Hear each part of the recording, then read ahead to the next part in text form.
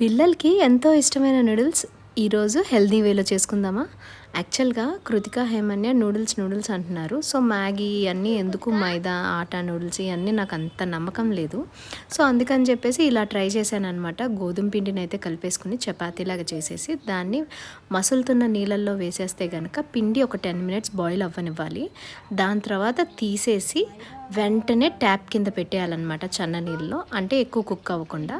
ఇలా నూడిల్స్ అయితే తయారైపోయినాయి. తర్వాత మనం నూడిల్స్ ఎలా అయితే తయారు చేసుకుంటాం సేమ్ అలాగే ఏ వెజిటేబుల్స్ కావాలంటే ఆ వెజిటేబుల్స్, ఏ సాసెస్ కావాలంటే ఆ సాసెస్ వేసేసుకుని నూడిల్స్ అయితే ఇలా తయారు చేసేసుకున్నాం అనమాట. ఇది వచ్చేసి హెల్దీవే. ఫైనల్గా టాపింగ్ కోసం అయితే మాత్రం చీజ్ వేసేసుకున్నాను. ఇది నూడిల్స్ వచ్చేసి చాలా టేస్టీగా ఉన్నాయి. మైదా లాగా సన్నగా రాకపోవచ్చు, కానీ కొంచెం వెడల్పుగా వచ్చినాయి. సన్నగా కావాలి అంటే కనుక మీరు పిండి ఒత్తుతామే కారపూసకి వాటికి, ఆ దాంట్లో వేసుకుని ఒత్తుకోండి, సన్నగా వస్తాయి.